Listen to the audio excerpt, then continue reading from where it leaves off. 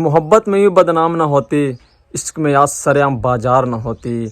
और अगर मान लिया होता अपने माता पिता के बातों को, कि अगर आज मान लिया होता अपने माता पिता के बातों को, तो आज जिस्म के 35 टुकड़े लिए फ्रिज में बंद ना होती। के करा से कहीं दिल के बतिया हो, जिंदगिया सवाल बन गइल। के करा से कहीं दिल के बतिया हो, जिंदगिया सवाल बन गइल। नाही मन लिमाई बाबू के बतिया हो, कि नाही मन निमाई बाबू के बतिया हो, जिंदगिया सवाल बन गइल। के करा से कहीं दिल के बतिया हो, जिंदगिया सवाल बन गइल।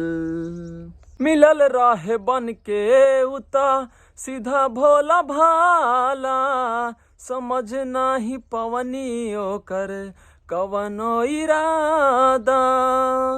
कि मिलल रहे बन के उता सीधा भोला भाला, समझ नाही पवनी ओकर कवनो इरादा। करतानी हाथ जोड़ी एकी गो निहोरा हो, एकी गो निहोरा। अब ना करिहा हो, अब ना करिहा दुष्टन पर भी सवसिया हो, जिंदगिया सवाल बन गइल। नइखे मन निमाई बाबू के बतिया हो, जिंदगिया सवाल बन गइल। सरधनियन 35 टुकड़ा में कटी जइबा बाबूनी, निधि नियन 3 ताला से फेंकाई जइबा बाबूनी। कि सरधनियन 35 टुकड़ा में कटी जइबा बाबूनी, निधि नियन 3 ताला से फेंकाई जइबा बाबूनी। प्रेम के बदले में मिली मौत के निशानी हो, मौत के निशानी।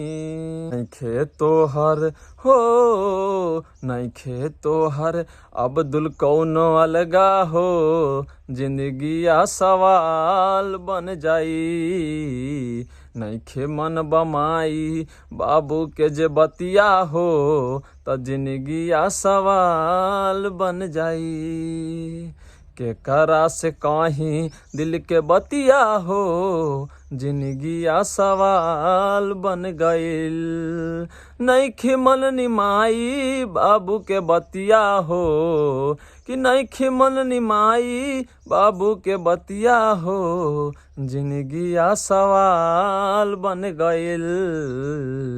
नइखे तोहर अब्दुल कौनो अलगा हो, जिंदगिया सवाल बन गइल।